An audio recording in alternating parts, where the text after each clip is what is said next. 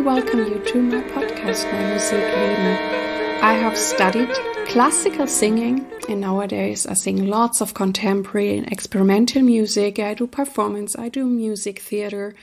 And if you would like to know more about me, please look at my website, www.ireneka. I put this into the show notes for you.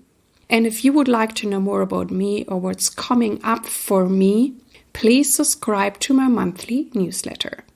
In this podcast, I talk about themes all around contemporary music and whatever is related to this.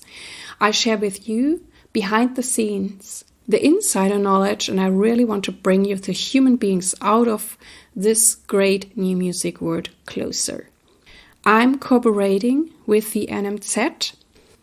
In today's episode, I talk with the composer and artistic director of the Rainy Days Festival in Luxembourg, Catherine Kontz. And I'm so excited about this because, as I mentioned in our previous talks, and there are already two, there is one interview with Catherine where we talk about her work mainly as a composer. And I already had the honor that I was cooperating with Rainy Days Luxembourg Festival already last year. I did 4 interviews for them, and I also interviewed Catherine Kontz.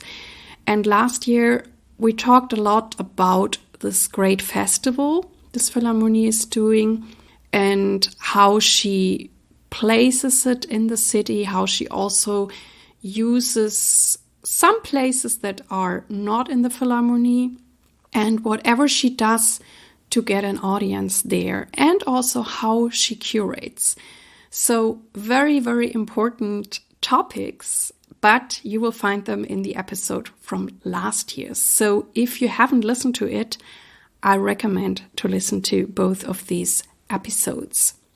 Because in this episode you're going to listen today, we're also going to talk about Rainy Days in 2025. But I also thought I want to know different things from Catherine, that we don't repeat ourselves. So you will get to know even more aspects about this wonderful woman who is doing such great things for the contemporary music scene. And she's so devoted. She has such a warm heart, and it's always a joy to talk and work with Catherine.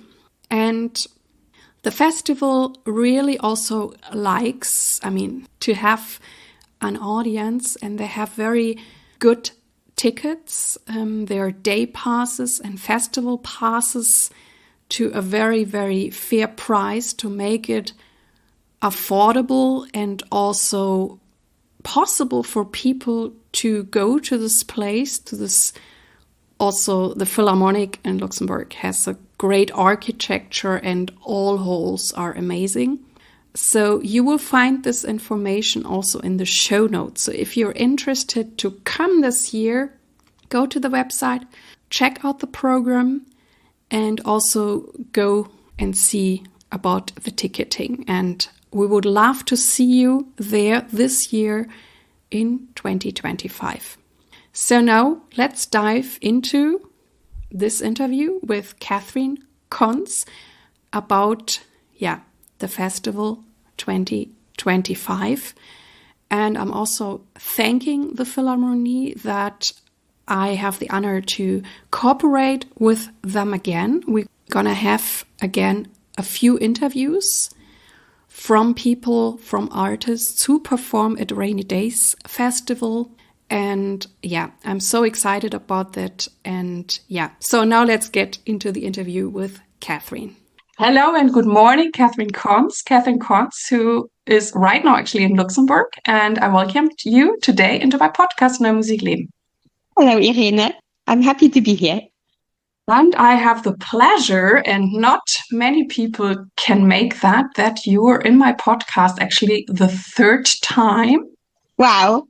Is it? Yes, it is. I'm also mentioning this because I want to talk about other things than we have talked before. But if listeners are curious to know more about you, maybe more about you as a composer or how this whole curating things started, then they should listen to the previous episodes. And right now, I also would like to know from you, because I thought about this a lot lately. How was your transition from university into the real working life as a composer? And were there surprises or challenges, or how would you describe this when you look back?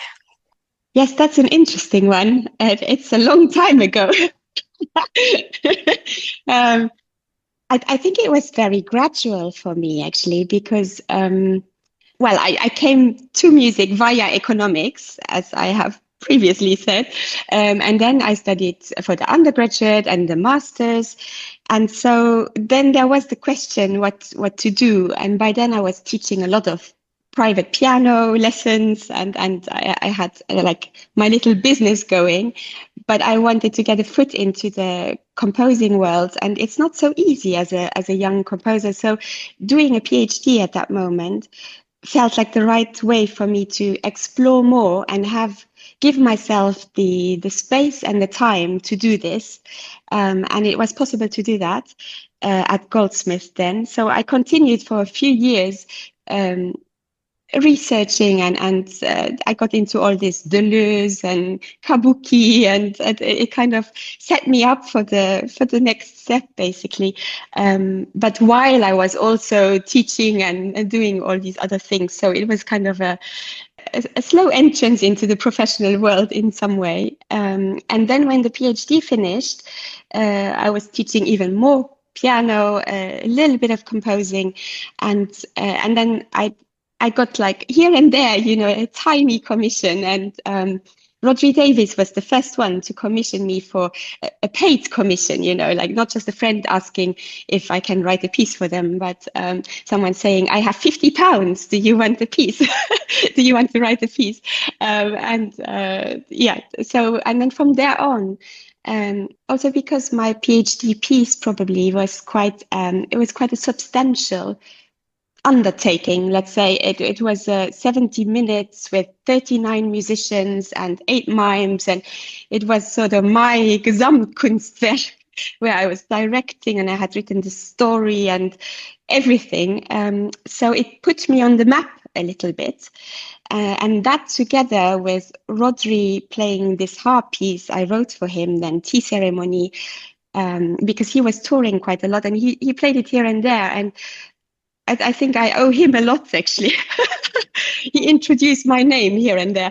So that then got the ball rolling, but slowly. I was not one of these composers who won competitions, and I had not been at the conservatoire. I was not geared up for this straightforward, traditional composing career. I didn't even think of that, I have to say, in that way. So I think it was quite organic, actually. I just followed my nose.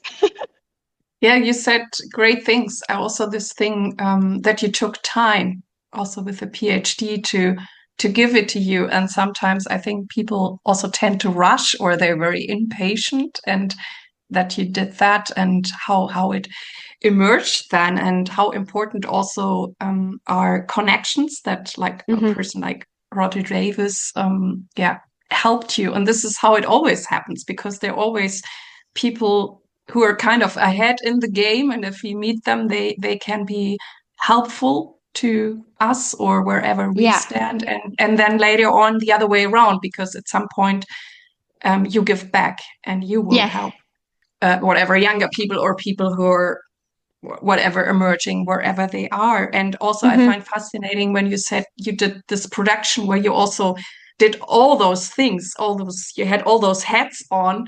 And now I'm not surprised that for one thing, you're curating such a huge festival. And also, I mean, I know some of your productions, or the production you did last year with Rosie, where you also had many hats on, I would assume. And I find those people very fascinating who do more than one thing. Or also the person who I'm collaborating with this year at Rainy Days. I mean, Leah Muir, she's not just composing, she's doing the whole film and the directing, and I'm impressed. But actually, when I think back, just to mention of my transition, and the hardest thing, and I don't know if it's maybe more an interpreter thing, is, and some of my professors already told me, but I didn't believe them.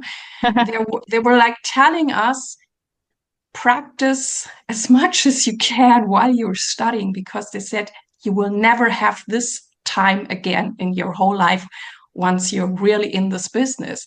And I thought, like, how can a musician survive with whatever little practicing? But when I got into my professional life, that's the truth. You have to sometimes work with very little time to get somehow the things done and practice it. And I also read it in the book by the great soprano Renee Fleming. She also, I mean, I'm like, she's singing at the Met and everywhere, and she sometimes doesn't know when to practice because there are so many other things. She gets interviewed, and that was a real shock for me, actually, this transition. And this is why I also came then up with this question, wondering this is for other people. And maybe for some, it's really very smooth. I mean, in one way, it was smooth because I was performing while I was studying and I was performing afterwards. That's not such a big difference. The only thing is, as you said, you get paid and maybe things, whatever, get bigger and more honored or something. But the thing itself stays the same. But how I had to work with my time, that changed a lot. Yes.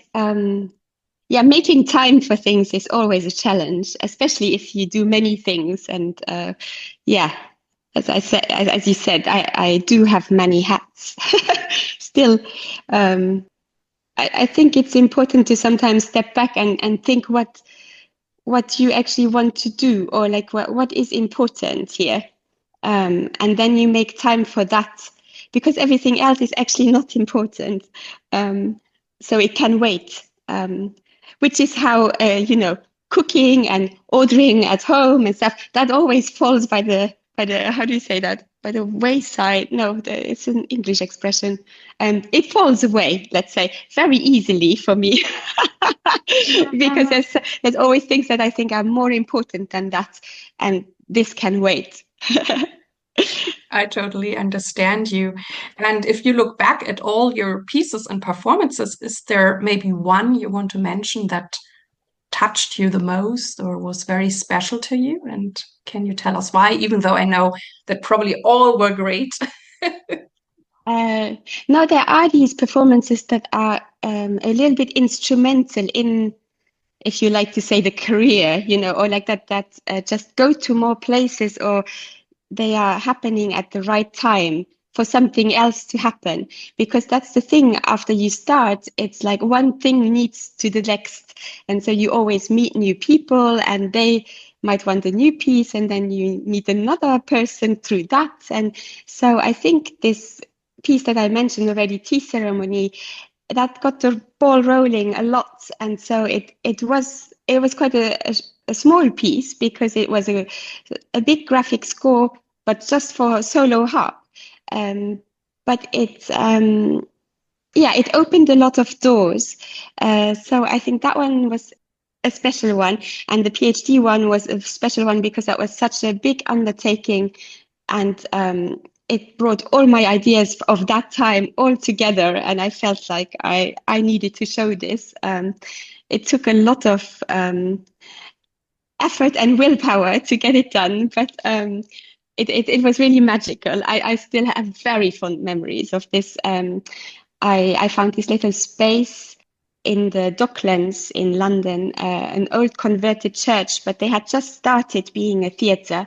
And so this was quite at the beginning of their theatre programming.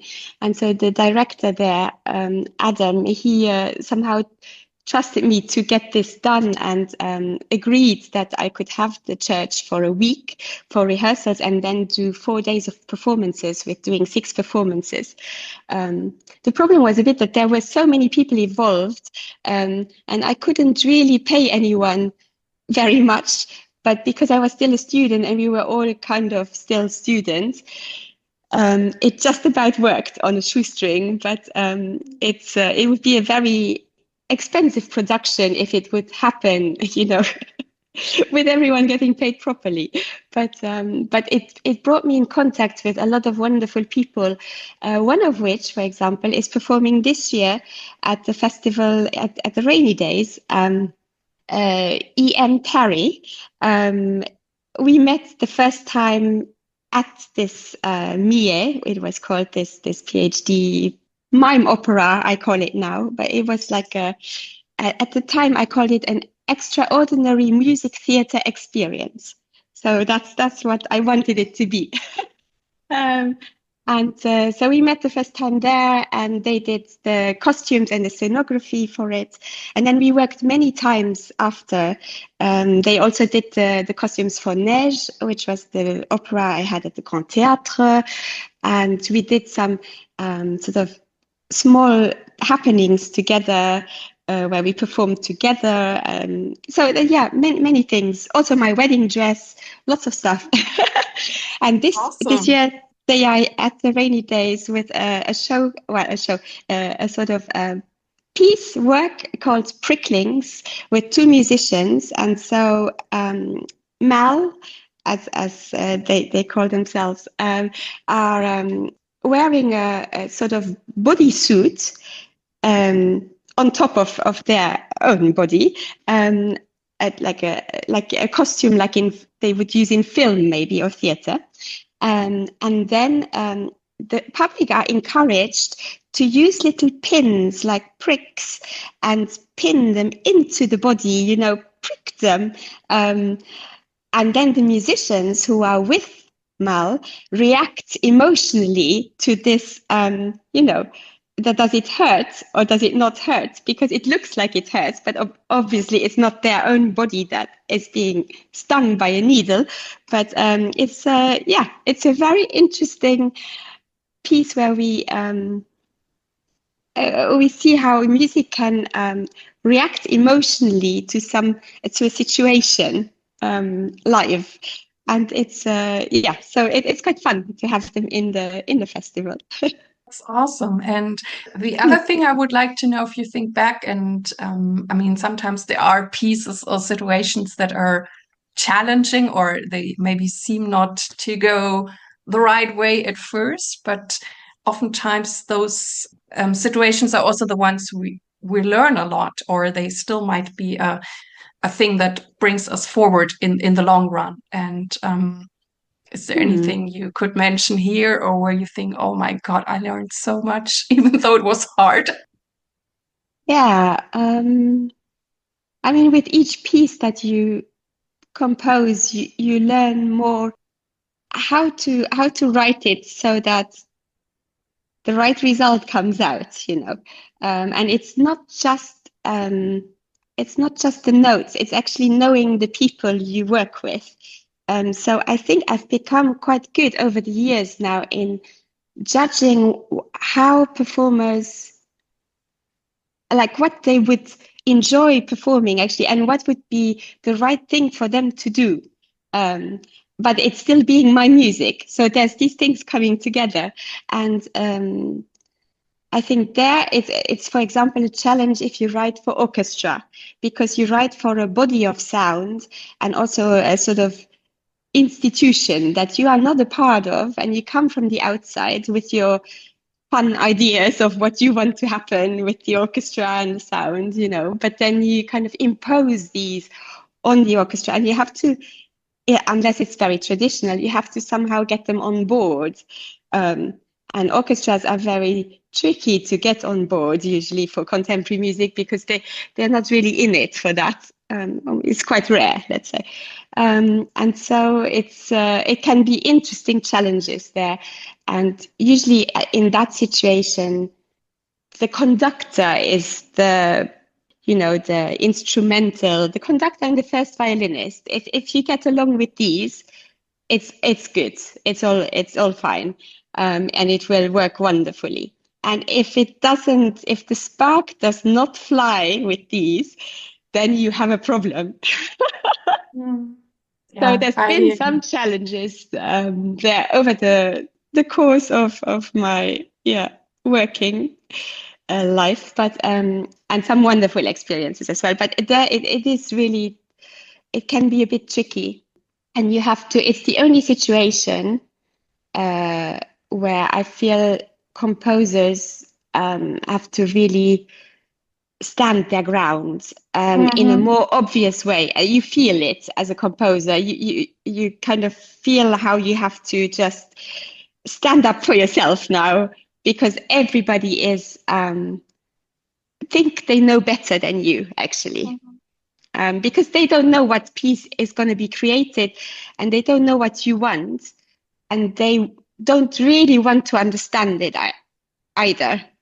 And they are all incredibly good at their instrument, of course, and so they think that you've written a little bit badly for it, and what should this be together, and they only see their own part. So it's a whole skill and challenge to then get them on board, and it can then be wonderful if they are, because you can do so much with orchestra. It's brilliant, but it can be I think it's the trickiest situation, because all the other groups or ensembles of new music, they are all in it because they are up for it. They want to do new music. They've chosen it. They want you to write something new. They want to create with you. They want to experiment.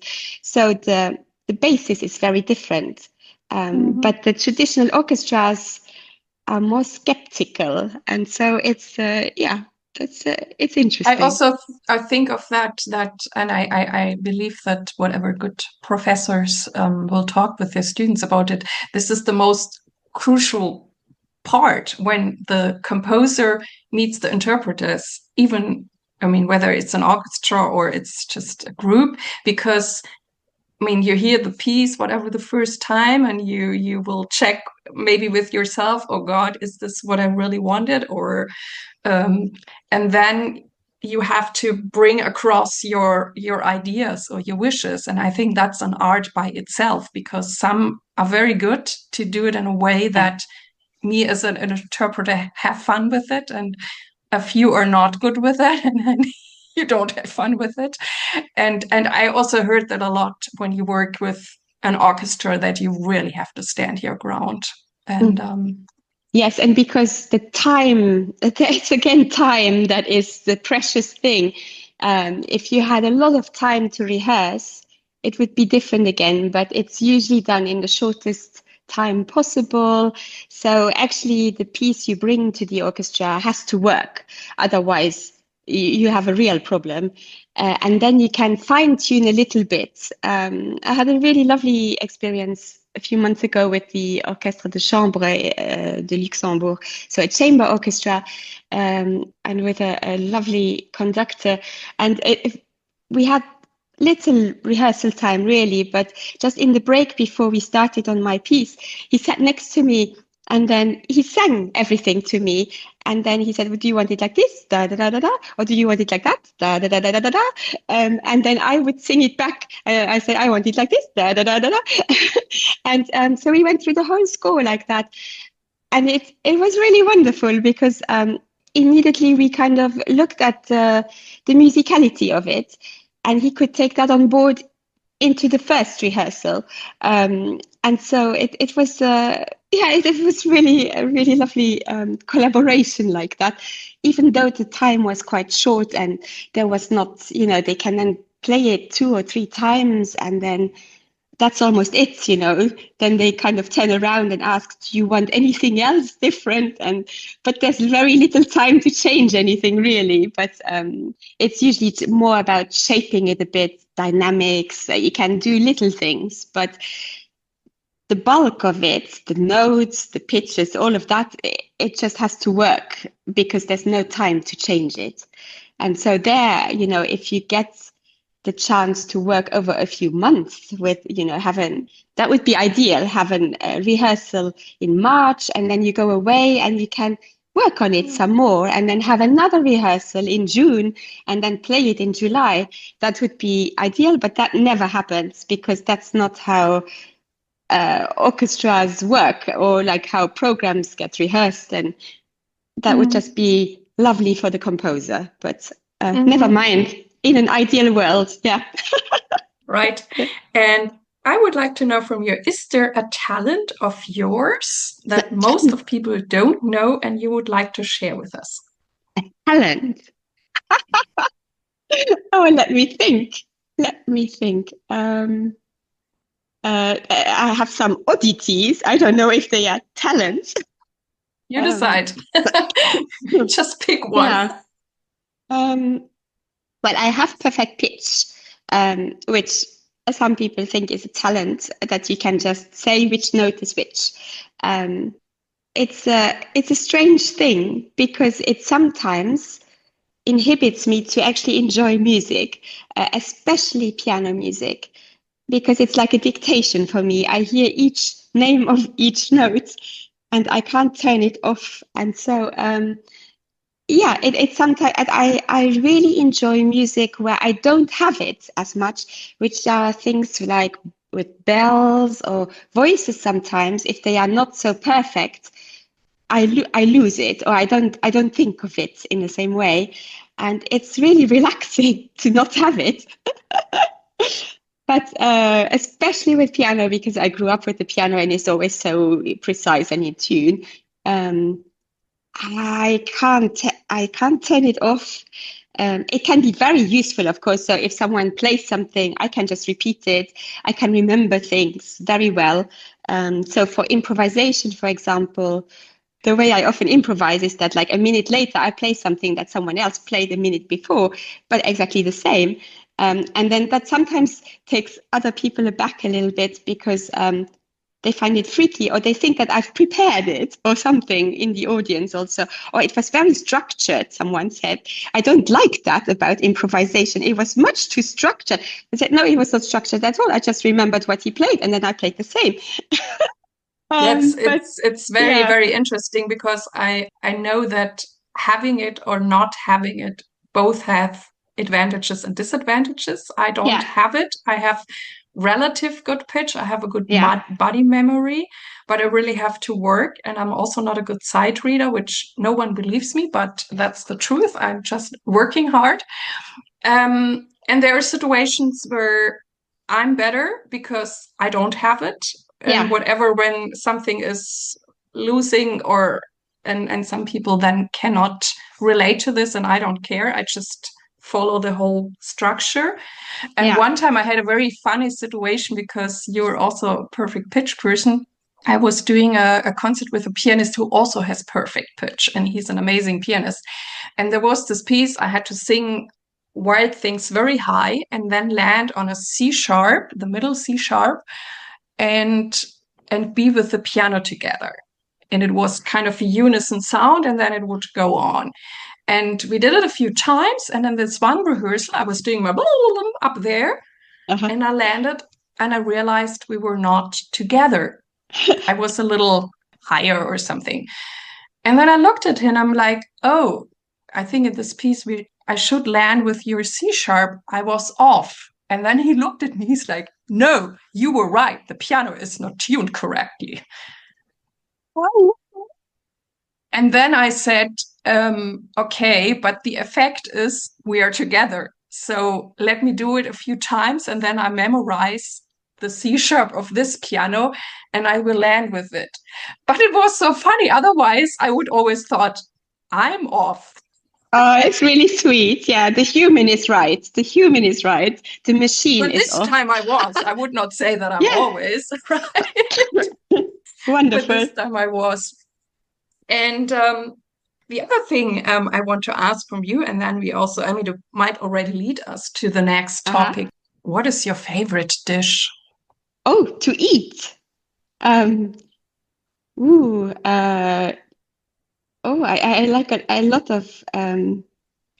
of weird stuff actually, but I don't cook it myself. But if I get the chance to eat it, I eat it. So I love all the cabbages. Like red cabbage and all these different, and sauerkraut and all of that sort of family of vegetables. I love these. And also the Brussels sprouts and I'm probably the only person who likes Brussels sprouts, but I love them. So that's something, but I kind of avoid cooking them because it always smells so terrible, the whole house, and yeah, never mind. But I love them. And then I like some things like sweetbreads, for example. I don't know how you say that in German. Oh, I We think you say, say sweetbread too. okay, Pujol in Luxembourgish, which is quite unusual nowadays, really. But we used to get it every Saturday at my grandmother's house. Because there was always this sort of bouchée à la reine for children, and then the adults would get something else, a steak or whatever. The whole family ate at a very big table. We were like 25 every Saturday, that sort of thing. And we always got these sort of little pastries filled with usually chicken and this sweetbreads, and I loved it. And so it's also like a childhood memory, I guess. But yeah, I like these. Wow, But how only, nice. if someone else cooks them, yeah.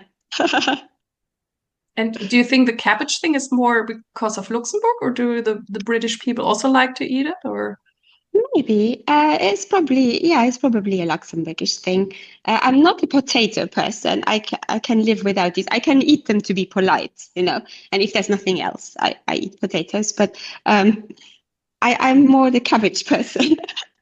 okay, cool. Yeah. Wow.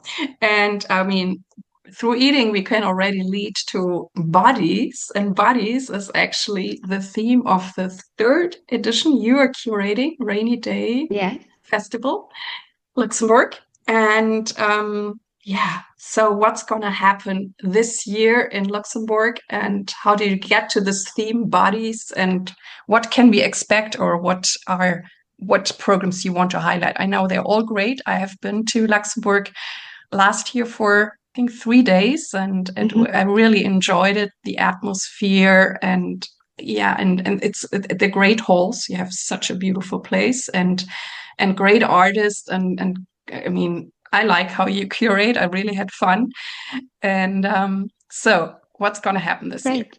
Yes, so it's bodies, and I mean, bodies, I thought of it as our human bodies as musicians as well. But yeah, how we experience music, but also how we investigate our bodily functions, and how our body works, our mind through music. So there's a lot of scope for shows or pieces that work with conditions, human conditions, or disabilities, or mental health comes a lot into composers' work nowadays anyway, so that there was room for that sort of things. It's also bodies together, like if you have an ensemble, an orchestra, these making music together with all these bodies of humans is also special, and how we communicate. So there was another scope for having big groups, and we will have 100 saxophones, for example, to do a Charino piece in the foyer, which will be a lot of bodies walking slowly and playing, or the orchestra plays again, the Philharmonic Orchestra, or a lot of ensembles are playing. And then there's also the sounding bodies, the space as a body, the instrument, like any instrument is a sounding body, but the human voice in the body as a sounding body. Yeah, it's a very broad subject, again, like the years before, but it can also be very specific. And that's what I quite like about it, because then it gives me a reason to program one thing over another, and everything has a connection in the end in some sort of way to the theme and to bodies. So it's not just a melting pot of whatever interesting piece.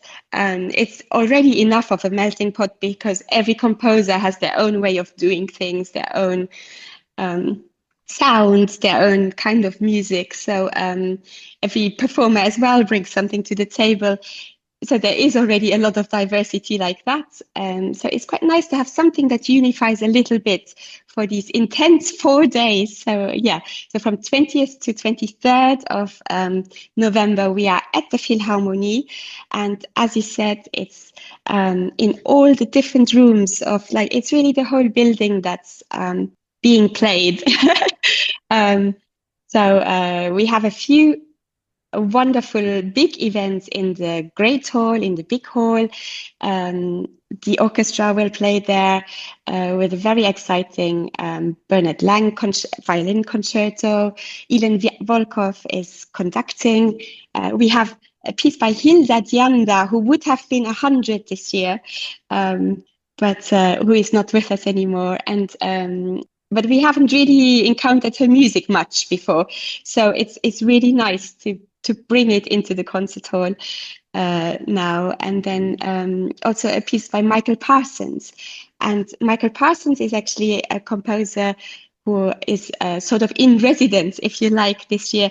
He is part of 5 different concerts, and he's a British composer of the kind of experimental a way of thinking.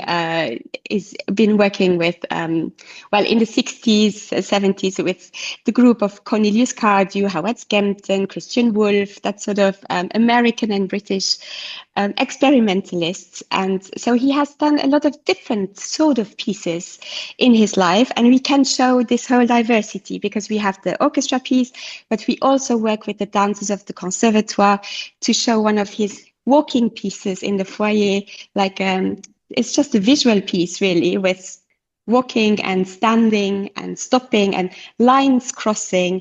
So there's a lot of rhythm, but no sound really that is intended. So a piece like that. He will play himself with 2 pianos, with Sivan Rees, a concert for his piano music, really. And we will do a scratch orchestra performance of, well, he will lead in the spirit of the scratch orchestra, really, which he founded together with a few composers and artists in London in the 60s. And they have this sort of way of, they just make like it's a sort of happenings kind of event. So they wrote pieces down, ideas, but which could be performed not just by musicians, but also non-musicians. So artists, performers, people who were just happy to also perform, do something together with others. And so here we will then do pieces like that, but with the performers who are anyway in the festival. The Ligeti Quartet are performing one of his quartets as well. So there's a whole variety, which also shows a little bit the variety of events we have at the festival. Which we can show of Michael Parsons, which I'm very pleased about. And then there are things in the sort of black box events, and you will have premiere, Irene. You can talk about that in a little moment, maybe a little bit. I'm very looking forward to that. There will be, it's from things that are quite physical theatre with dances as well. Musiki Island are coming with a piece that is quite theatrical and with dancers. And it's about disabilities that you don't see, that are invisible, like autism or other things like that. Then there are also Percussion de Strasbourg, come with a very physical program where they don't really use percussion instruments like we know them, but they use their own bodies a lot and spray cans. They paint basically graffiti type things, but very precisely. We have judoka who are performing with the Ensemble Multilatéral, a French ensemble, who commissioned this 5 composers to write a piece that integrates the falls of these judokas. So the movements are kind of in the composition, and done live then on stage. And it was done for the Olympic Games in Paris. And now we can show it once more in Luxembourg, which is exciting. So we have to get tatami flooring and, build a dojo or however they call that. And these two judokas are fantastic. I mean, it's a real challenge. They will show all the kata, everything you can do in judo, they will show in that concert. So it's physically a real challenge because usually they don't do that much in a competition or in any practice or whatever. So it's not a piece they can do twice a day. Yeah. I'm actually so amazed how you find all those great pieces and people. And are you like seeing yourself a lot or travel a lot? Or I mean, you have to have a big overview somehow to know how to get those there. And then I also imagine it must be very challenging to organize everything because particularly if it's not just a concert and they need a few stands. I mean, what you're saying, there's so much more involved. And so you have much more talks to say, okay, we have to get this on the floor and that and that. I mean, it's amazing. Yes. How do you do that? Well, I'm not alone, I mean, I'm alone with the programming, but with the organization, there is the whole team of the Philharmonie and they are very on the ball. So Awesome. I'm very grateful for that, I have to say. So the technical team, all the, every event has like a production manager. It's all kind of taken care. And I have Cécile Bulot. She's like my other side at the Philharmonie. So she kind of holds the ground there because obviously I don't even live in Luxembourg. So I'm not there all the time. I do travel a lot, but not often just for seeing things, just because I don't have time with my own work already. So I get invited everywhere now, which is really lovely, but I can hardly go to any other festivals just because of my own working and time. And then also I have 2 children. I should not forget. Yeah. If I didn't have the family, I would maybe travel a little bit more.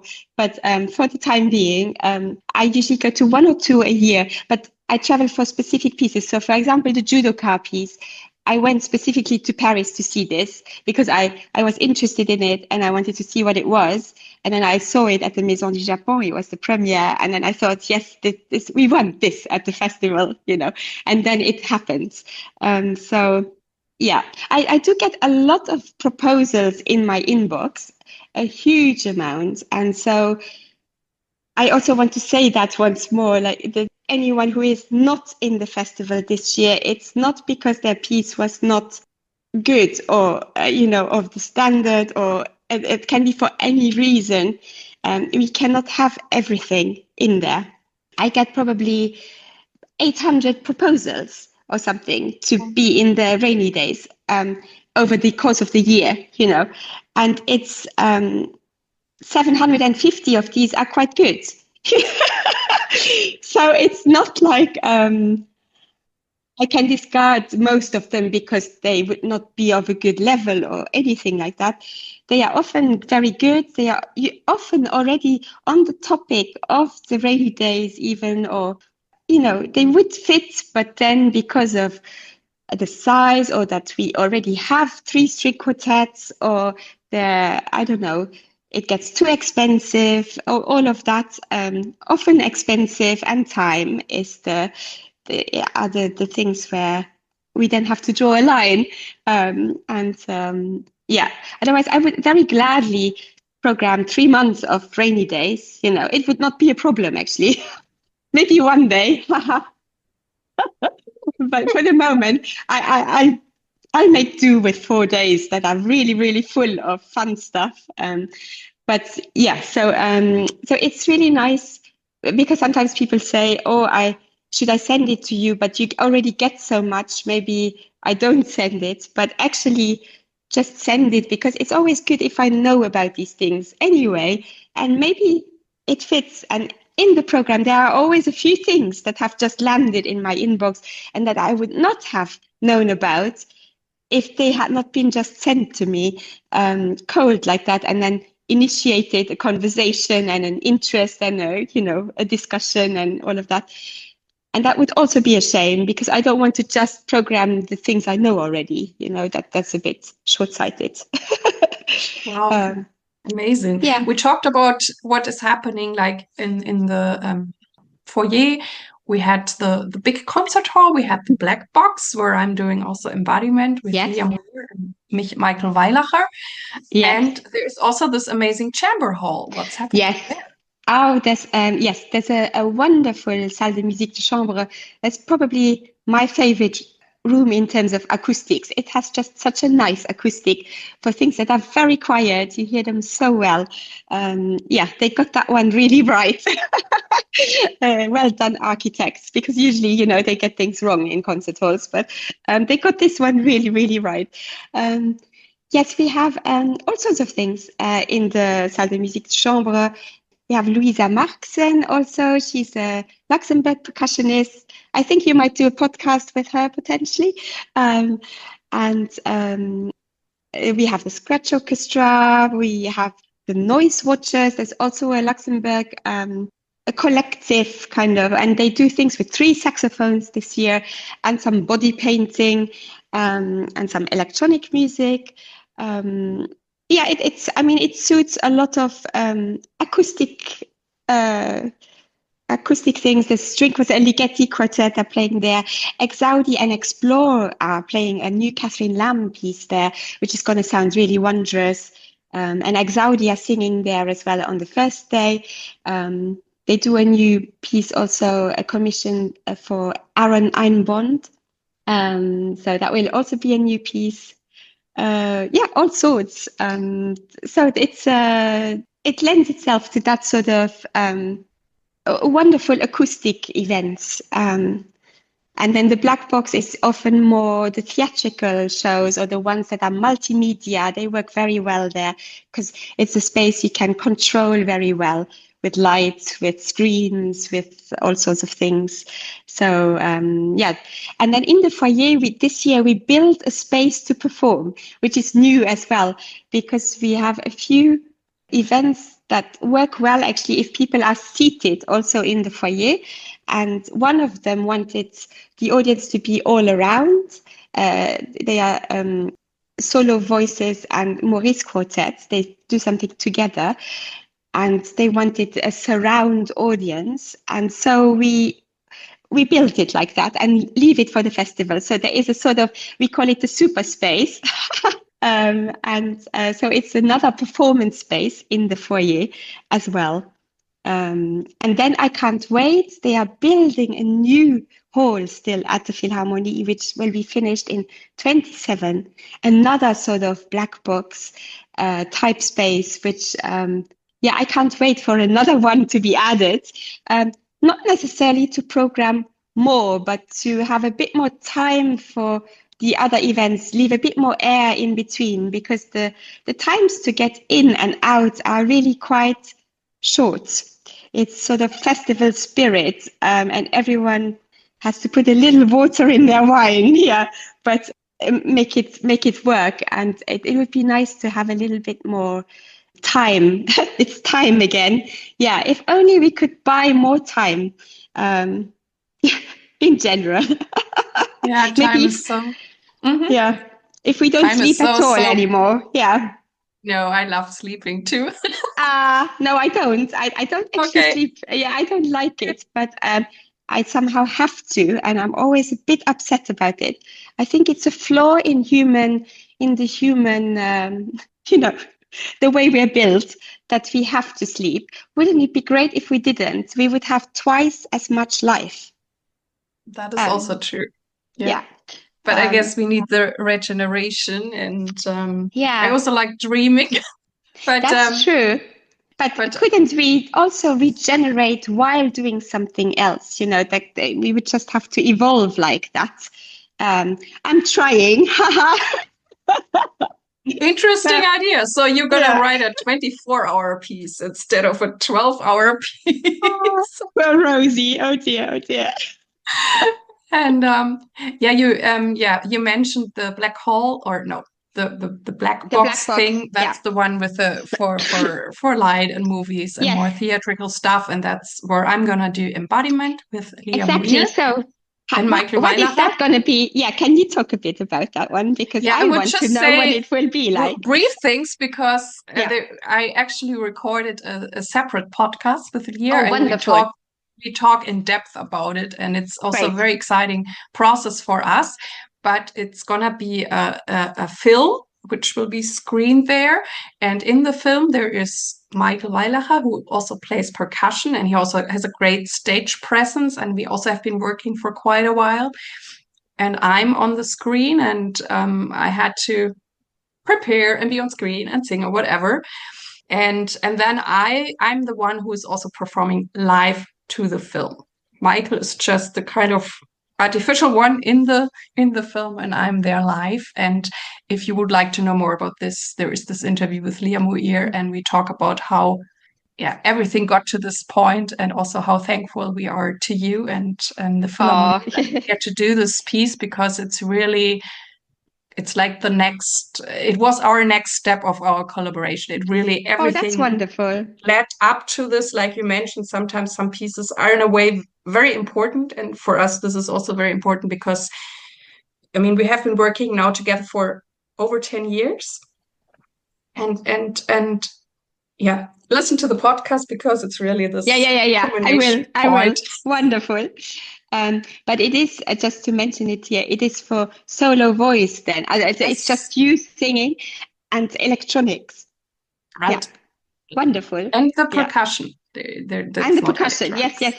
Yeah. He plays marimba and drums, and he's amazing too. So I'm very thankful for this interview, and I have one more last question for you to maybe round it up. And I thank you so much, and all to the listeners. And please come to Rainy Days. You find all the information on your website. And maybe to finish up, what are you thankful for today? That's interesting. Well, I'm really thankful for like the life I have, actually. This makes me really emotional. That's really sweet. I really like what I do, and with the people I do it. And I'm thankful to talking to you again, and so I thank you very, very much for this great conversation, and I wish you a very happy Sunday. Thank you.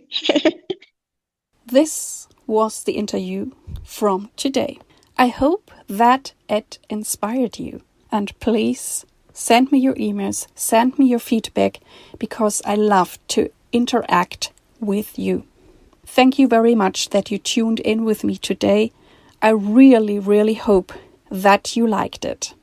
And please tell your friends and colleagues about this podcast.